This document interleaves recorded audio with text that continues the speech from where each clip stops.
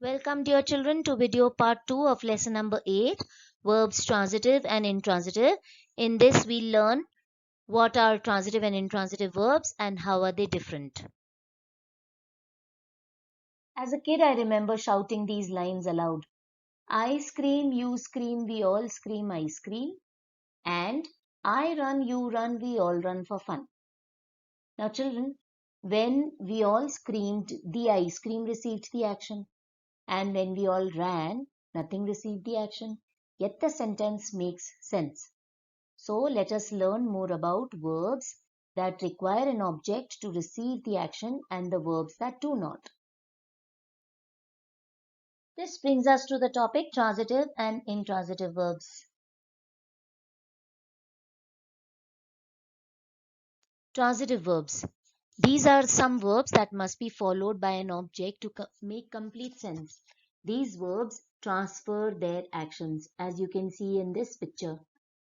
Let's take this example. He wrote. What? We don't know. Now take this example. He wrote a letter. A letter is actually answering to the question what. So the meaning conveyed by wrote becomes complete after we add an object after it. So wrote is a transitive verb. Now the verbs that need an object may be direct, indirect or both, to make a complete sense are called transitive verbs. So it can have direct, indirect or both objects in a sentence. Now these are a few things to remember about transitive verbs.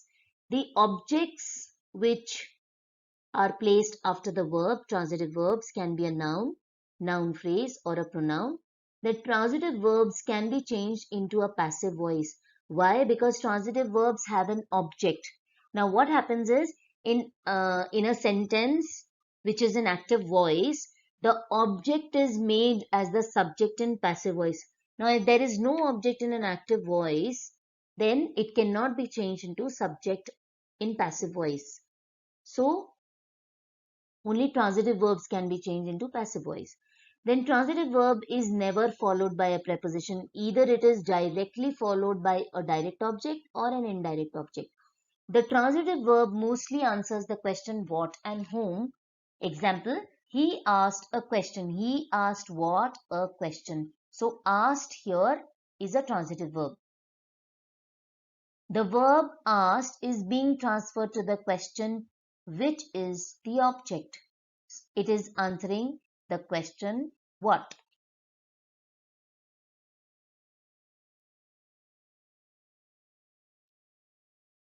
Let's learn intransitive verbs now. These are the verbs that do not need an object to make sense. So they are called as intransitive verbs. Let's see this example. The man sang melodiously. Now here the verb sang does not require any object to make the sense. So intransitive verbs are those which fail to transfer the action to an object. Sometimes what happens is there is an object present in a sentence, but the verb cannot transfer the action to that object.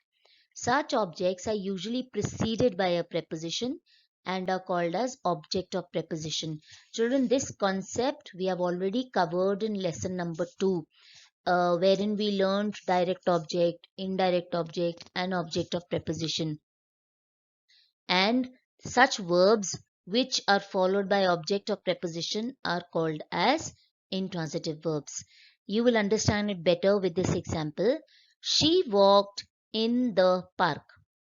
Now walked is an intransitive verb here because the park, though it appears to be an object, but it is an object of preposition because it is preceded by in. So intransitive verbs are usually followed by a preposition and a prepositional object.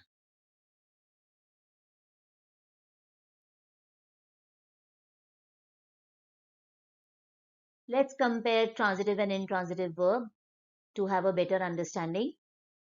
Transitive verbs must be followed by an object to make complete sense, whereas intransitive verbs do not necessarily need an object to complete the sense.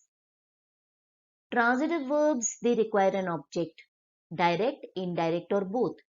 whereas intransitive verbs are usually followed by object or preposition. Now, transitive verbs, they transfer their action to the object.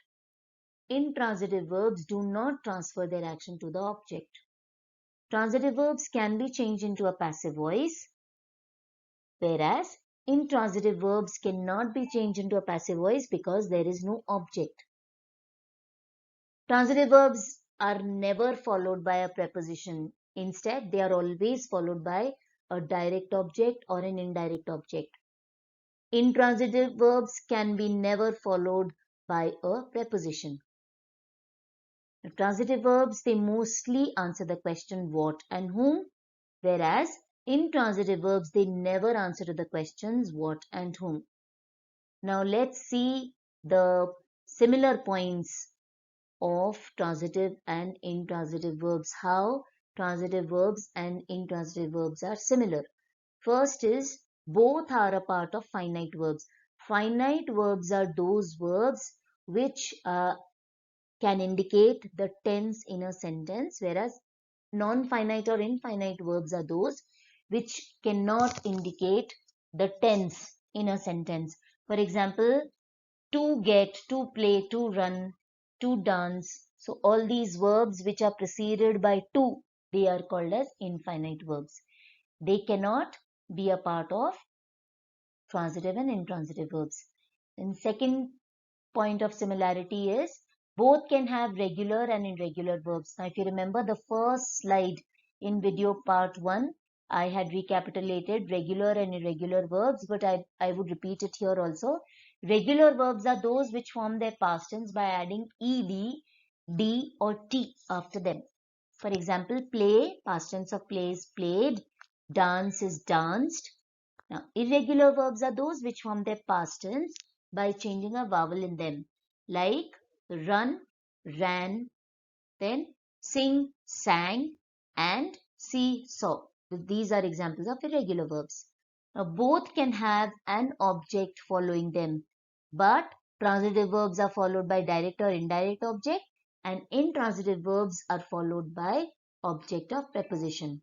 Then both can make complete sense. Transitive verbs require an object to complete the sense, whereas intransitive verbs do not require an object to complete sense. Some verbs can be used both transitively and intransitively. For example, eat and add. See the first example. It is good to eat healthy food. Now, it is good to eat what? Healthy food. So, healthy food is the direct object and eat is acting as transitive verb here. It has been used as transitive verb. Take the second example. We must eat well to live healthily. Now, we must eat what? We are not getting the answer. So, here eat has been used as an intransitive verb. So, like eat and add, there are many other verbs which can be used as a transitive verb and also intransitive verb. Children, this brings us to the end of this important topic, transitive and intransitive verbs. Please do take off some time to read the entire lesson from your grammar textbook and also solve the exercises that are given in the lesson. All the best.